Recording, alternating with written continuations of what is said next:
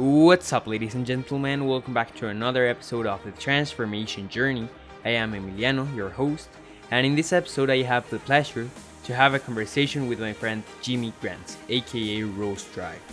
Jimmy is an internationally touring DJ and producer, having performed in over 70 cities so far.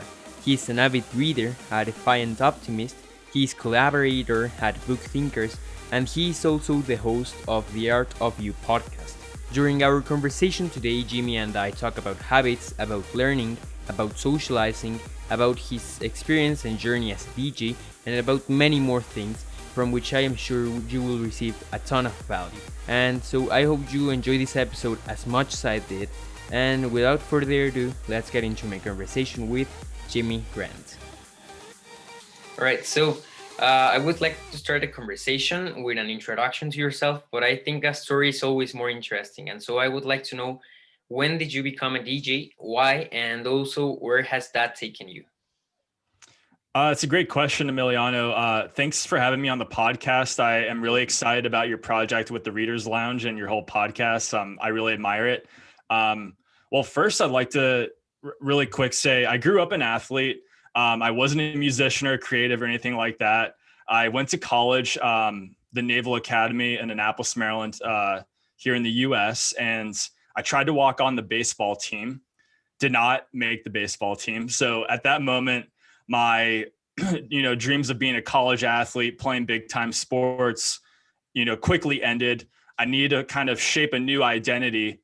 And within the same couple months when I got cut from the baseball team, my roommate at the time was super into dance music and EDM, and he was always playing YouTube videos in our room when we weren't studying and whatnot. And actually, we weren't even allowed to watch YouTube videos at the Naval Academy as freshmen there. Like, you're not supposed to be on. But we would watch those videos. It inspired me to learn how to DJ, to buy my first DJ board, DJ equipment, DJ controller, producing software, and like that motivated me to learn how to make music because I saw the energy that these DJs could kind of orchestrate with these big crowds at festivals. And that's kind of how it all started. But I think I'm not sure how far you want me to go into it from there, but that's kind of how the DJ career started. And where are some places physically, but also, as in opportunities to which being a DJ has taken you? Yeah, that's an awesome question, man. I really like that question. I think traveling is so important for anybody to be able to understand different cultures and see how get a better understanding of how similar and how different we are and some different perspectives. But I've played in Tokyo, Japan, Singapore, Ho Chi Minh City, Vietnam, Oslo, Norway, New York City, Toronto, Canada, London, San Francisco, San Diego. I'm from San Diego originally, Washington, D.C., all over the place in the U.S. Through a lot of different college parties there. And it's provided a ton of opportunities for me. And I'm really thankful for it. I've gotten to meet a lot of great people. So I've got friends all over the world, and doing something like this with a podcast is like, in a way, kind of similar to being a touring DJ, but just from one location. You have the opportunity to connect and share your thoughts or share your energy and your contributions with the world, which is really cool that you're doing this right now. Thanks. And have you come to Mexico? Not yet. Hopefully, a dream of mine is to play EDC Mexico. I really want to play in Mexico City. There's some cool clubs in, I believe, Cancun and some different resort areas. So when the time's right, I'm sure it'll happen after COVID and after the world opens up when it's safe. And we'll hopefully we can link up for a coffee or something and chat about a book you're reading if that works out. Yeah, sure. And what has been the biggest lesson or some of the biggest lessons you have learned from all this traveling and DJ thing? Yeah, sure. Really good question, man. I think so the main thing I've learned from traveling is whether you're in Japan in Norway or Southern California. Everybody loves to connect through music. Everybody likes to have a place where they can connect and come together.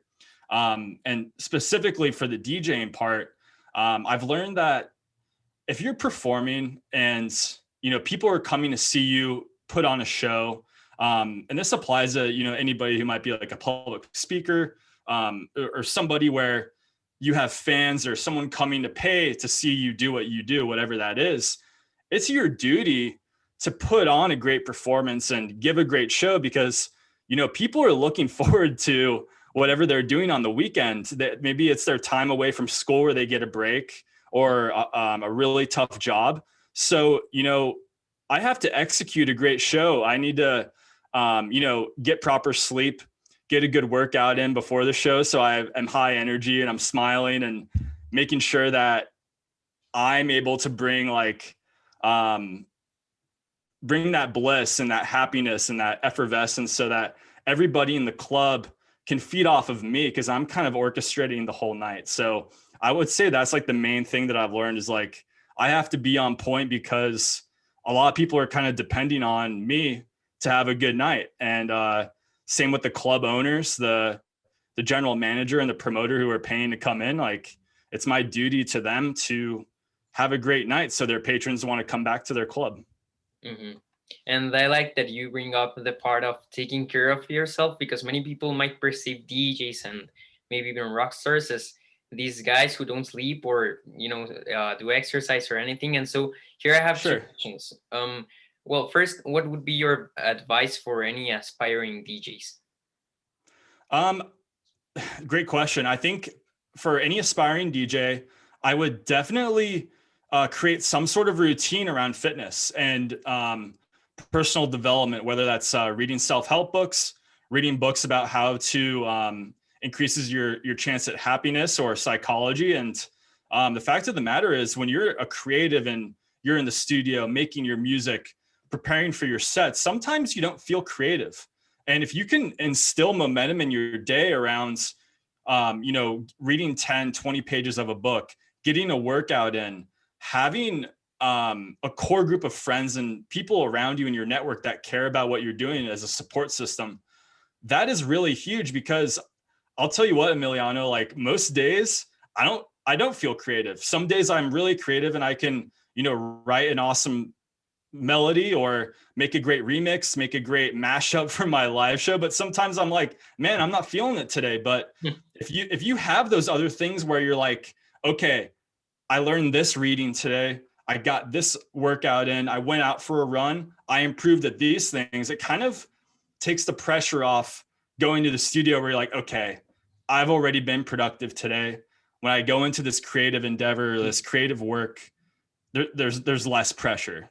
I would say that's like my biggest advice to someone who's getting started.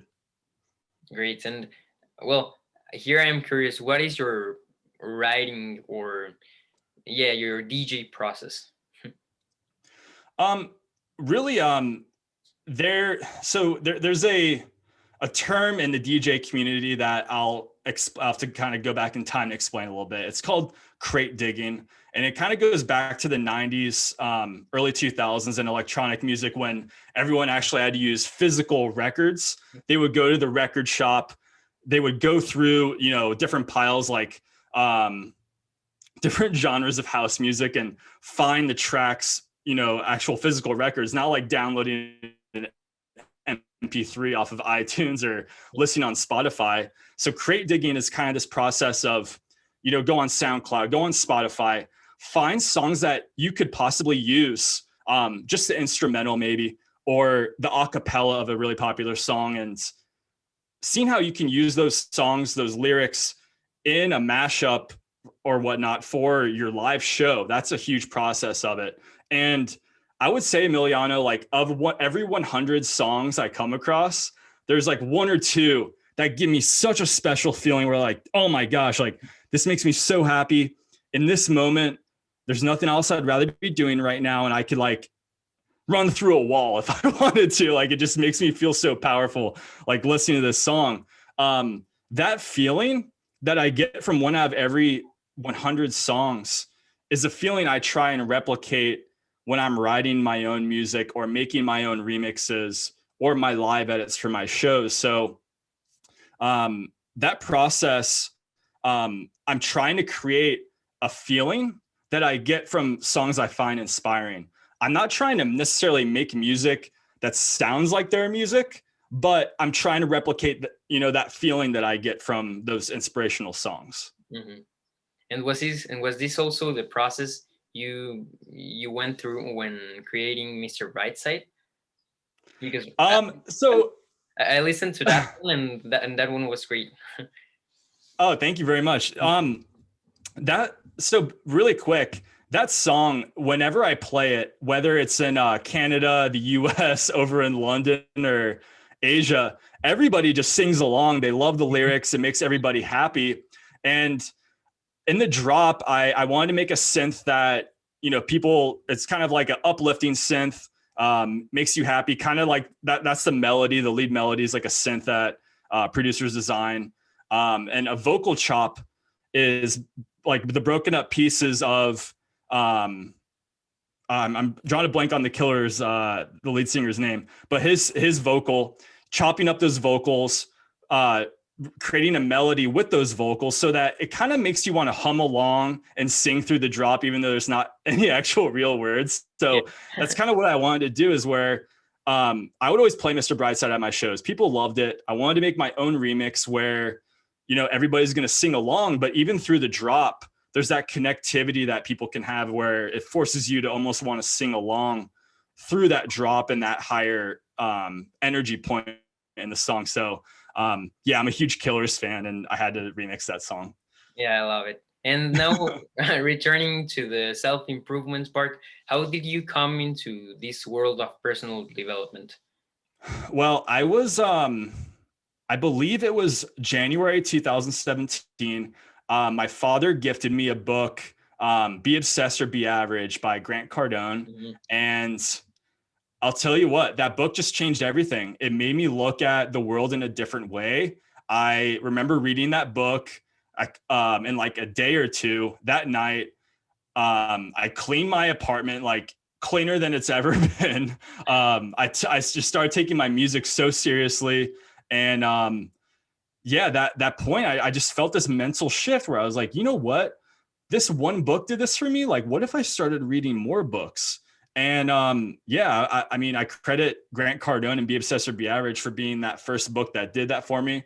I think the second book was Tools of Titans by, Tribe of Mentors by Tim Ferriss. Mm-hmm. And from there it was kind of game over. I got into podcasts and just started like being obsessed with this content while learning how to make music and DJing and stuff. And I didn't really get public about it or share stuff on my Instagram about the self-improvement stuff until really the last year or so. But that's how I got into it. Be Obsessed or Be Average by Grant Cardone is what ignited the fire.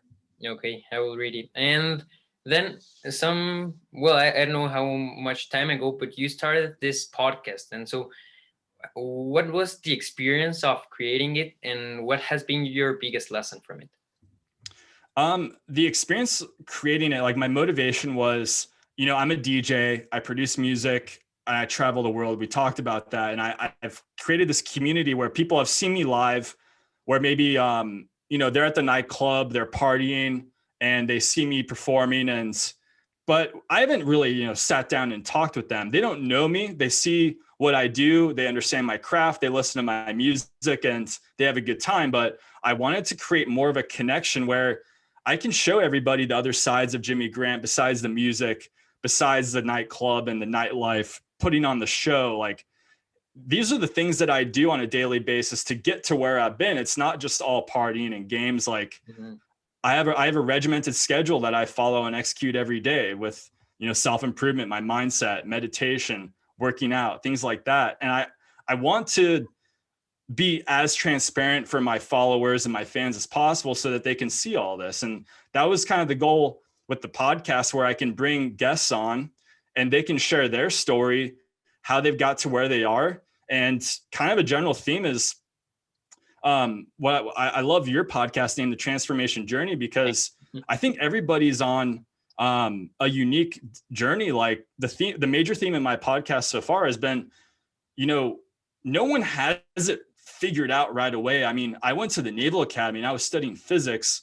How do I end up being a producer and DJ? When I was 15, being, an EDM artist was not on my radar. Didn't know what it was. So I really want to illustrate in the podcast by bringing on guests like, hey, sometimes you have to change plans or pivot and go for something totally new if that's what your passion's calling you for. So yeah, I think the Art of You podcast, I think there's an art of understanding who you are and your relation to the world and that impact that you can have. It's different for everybody. There's no single blueprint for success that you and I are both going to follow. Success is different for me. It's different for you. And you have to figure that out for yourself. Mm-hmm. And what is your definition of success? I think my definition of success is doing something where you wake up in the morning and you jump out of bed excited to do that every day. Of course, you need to at some point make money, things like that. But my definition of success is having a job, having a career, having a community that you are passionate about and you can bring all of your energy to, and, wake up every morning and have that excitement, just going to bed being like, man, I can't wait for tomorrow. And that's kind of how I operate. So I like it. And now I want to know, so maybe there are misconceptions around, the partying part of life and also the self-improvement part. So you think there is some sort of personal development through maybe not like the actual partying, but this way to have fun, or is it just like a way to forget everything else? Great question. I think a lot of people go out to party to maybe escape from a reality that they don't like. Maybe they don't like their job. Maybe they don't know what they want to do. And this is a moment of bliss that they can create. For me, going to Tokyo, Japan, I mean, they entertained me. They had, nice cocktails for me.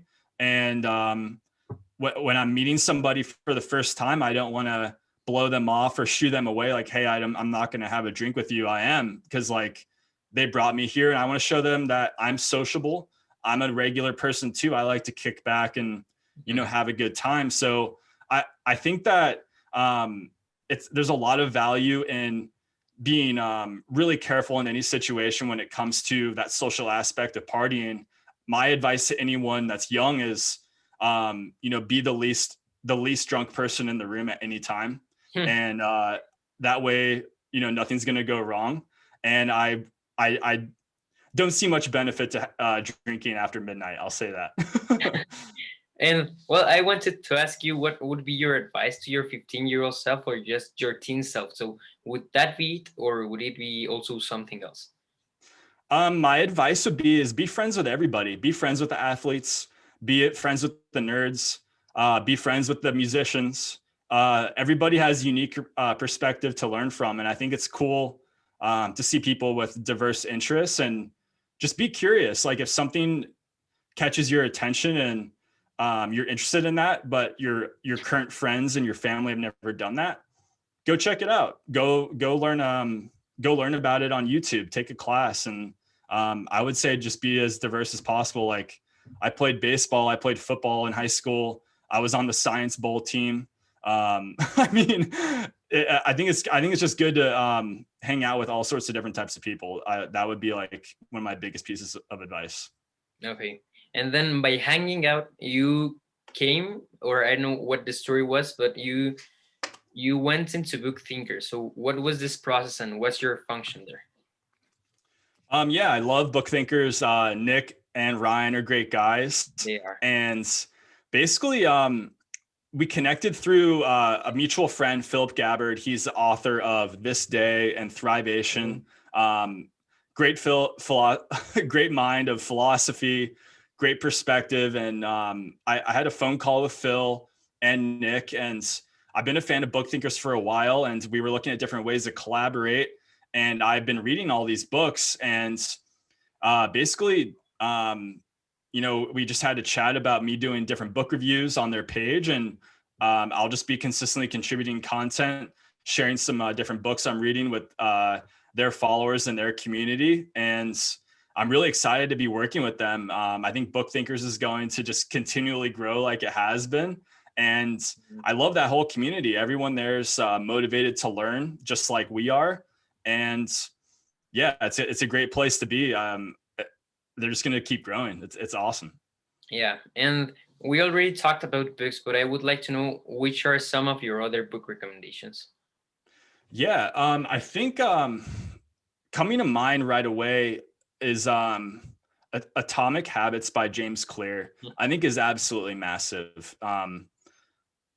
Thinking about who you want to be and what that person does on a daily basis. So if you want to be a producer and a DJ, but you're not there yet to tour around the world or everybody know your music or things like that and building a community, what do you think that person does every day habits wise to build that identity where people know that's what they do? They make music, they're a DJ. Atomic Habits is like, if you want to really advance yourself in 2021, I'd read Atomic Habits. Another one I'd mention is The Power of the Subconscious Mind by Joseph Murphy. It's an older book. It's really powerful. It just kind of talks about everything you say to yourself. Your brain's always internalizing everything that you talk about. So the way you talk to yourself, what type of information is in your mind right before you go to bed, and you're kind of internalizing. Your brain is working and having dreams and thoughts at night. So if you want to become more confident, become a better public speaker, speak to yourself that you want to get better at these things before going to bed, and it's going to help you. Okay. And lately in the interviews, there are many guests that have talked about Atomic Habits, but when I read it, it was just like another book for me. And I did have a plan to apply it with the Wim Hof method, but I didn't. So Yeah. I think I should do. And so also, what is your perspective on learning? So this morning I was having a conversation with Owen from Unleash the Knowledge, and he was talking about this vision he has for education and to merge books and new ways to get educated, like in, I don't know, interviews like this or pre-recorded classes and all that. So what are some of the ways you keep learning? Well, I think, I think that this might be from the book, How to Win Friends and Influence People, but this idea that, everybody's trying to read all these books and learn, right? But if you're just always acquiring new information and you're not applying what you're learning to your daily life or in your goal setting or your plan to achieve whatever it is you want to do, it's almost like you're spinning your wheels or wasting your time. So I think it's really important to, outline the books you're reading and continually go back and read your notes, even months or weeks after reading your book. And you might make different connections based off of the recent books that you've read, since you read a book a year ago, 9 months ago, 6 months ago, and you're just gonna be able to form more and more connections.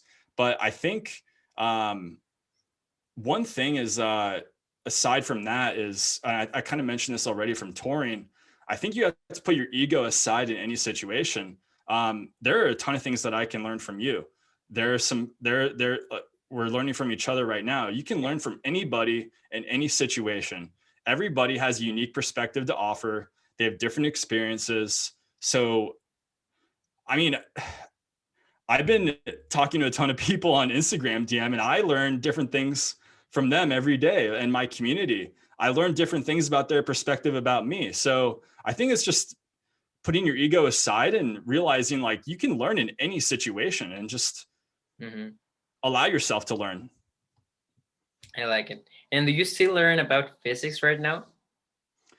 No, I don't anymore.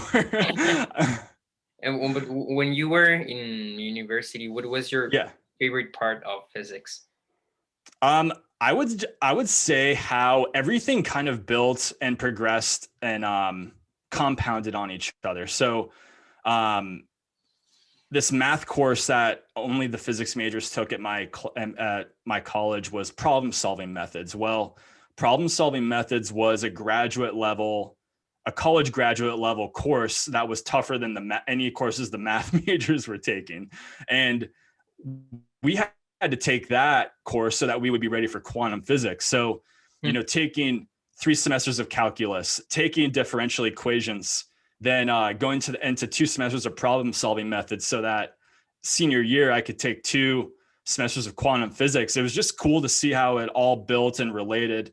I honestly struggled the whole way through. It was a battle. I was trying to learn. I was trying to teach myself how to make music and how to DJ. And I was out at nightclubs DJing on the weekends and stuff while doing physics. And yeah, I think quantum physics was just it was tough, man. It taught me that that quantum physics truly taught me to never give up. There were times where I truly did not know if I was going to pass, and I just hung in there. I had classmates that I had to rely on to help with homework. We would go to Chauvenet Hall in the physics lounge and just like study till midnight or 1 a.m. in there. And we put in the time necessary to pass. And I wouldn't have made it if it wasn't for them. And I credit a lot of, that extra tutoring time that my classmates helped me with to get through. I like it. And yeah, that's true. Many times, at least from my experience too, I learn more like the process of school than in the actual like classes. And well, just what's your favorite class right now? German, probably. German? Yeah. You're learning German? Yeah. I mean, so cool. Hell yeah. Yeah. And I like physics too, but I mean, my teacher isn't great explaining. So, I mean, okay. Yeah, but I like physics and German mostly. Also sport. Awesome. Yeah. And well, I'm curious now, did you get to study physics because you wanted to, or just because those were the situations you had and you ended up studying that? Well, I took AP physics in high school, and I got like a 97 in it. I did really well, and I was like, yeah, hey, I'm good at physics. Then I went to 1 year of prep school between high school and university. It was just a 1 year program in Rhode Island. And I won the physics award for my class, like basically like the top physics guy. And I was like, okay, well, I guess I'm going to be a physics major in college. I'm good at it. But I didn't really, I didn't realize how hard it was going to be at the Naval Academy. It was the number 12 physics program in the US. So like I didn't really know what I was getting myself into. And there were only like 30 people in the major. I think 18 or 19 of us finished it. And I was the bottom of the class in physics, or second to last. And I kind of just went for it because I was good at it, but I never had a real reason to, I didn't have a passion for engineering. I didn't see myself being a physics instructor or anything like that. It was just like, I'm good at this and I'm kind of proud of this skill. So I was going to go for it. But yeah, I mean, I don't do anything related to physics, but my advice would be, if there is something difficult that you want to go for, like a tough major, and maybe you don't see the connection later on, it's not a waste of time because you're going to build those work ethic habits to get through. Whereas like some of my classmates were economics majors, and that would have been super easy and it wouldn't have been a challenge. So, I mean, aside from physics, I had to take cybersecurity, thermodynamics, electrical engineering, and all these other required courses at that school. But yeah, it's never a waste of time. No matter what you end up majoring at, in college or university, it's not going to be a waste of time because you're formulating who you are as a person and you're building that work ethic, that ability to just sit in the chair and just do the work. And you can apply that to becoming a writer, building your brand, whatever that is. So I wouldn't put a lot of pressure on your major. It'll all work out. Okay. Yeah, and actually that process took you into becoming a DJ, right? Yeah. Okay, Yeah, pretty yeah, it did. yeah. And well, just a couple more things. So what has been Yep. something you have recently learned or discovered that you would like to share to us? Um, I mean, it could be about anything. yeah, sure. I think I will say that it is so important to just care about people. Um, it doesn't matter where you are, what you do, what your following is. If you care about other people and you genuinely care, not pretend to care, but they will care about you and they will do more than you could ever expect. It's so important to be a good listener. Uh, you know, listen to what people are saying and maybe listen to what they're not saying. Are they avoiding a certain thing that they're waiting for you to bring up? Yeah, I think those are the first two things I could think of right now. That was kind of random, but yeah. Okay. Yeah, I like it. And actually, now going back to what you were saying before, it's part of being social, right? And being friends with everybody. Yeah, absolutely. If you're friends with everybody, you're going to be able to talk to different people, speak to different things, and have different types of conversations. I like it. And well, Yeah. is there anything else you would like to add? Because I think we are running out of time. Yeah.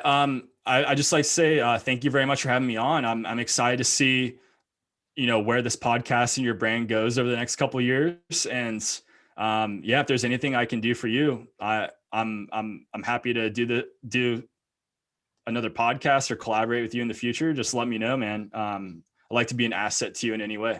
Thanks. And where can people find you?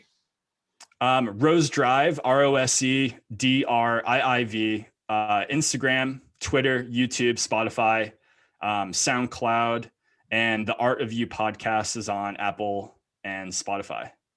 I like it. And well, I just it just came to my mind one more question. Yeah. Where did the name ROSEDRiiVE came from? Well, I used to go by the name Teddy Rose. I had to come up with a DJ name 3 days before my first show ever. I have a nephew named Teddy and a niece named Rosemary, so I was like, okay, I'll be Teddy Rose. But I never really put much more thought into that DJ name, and that was my DJ name for 2.5 years. Then it kind of hit me. I want to build a community. I don't want it to just be around one singular person or a name. So I wanted to keep that rose, embedded in the brand. There's a lot of imagery and branding you can do with a rose. So I wanted to keep that in the brands. But the ROSEDRiiVE part is kind of all about moving forward in life. Everybody's on their own unique journey and it's not living the past. So it's ROSEDRiiVE with two eyes just because I thought it looked cooler than just ROSEDRiiVE with one eye. That's really the only reason behind that. But yeah, I like the imagery of the roses and, that forward drive of life. That's kind of a theme that I want to have with, like on the LED screen at the shows with the visuals and stuff. It's all going to be kind of forward movement, matching the tempo of the music. And yeah, that's what ROSEDRiiVE's all about. Awesome.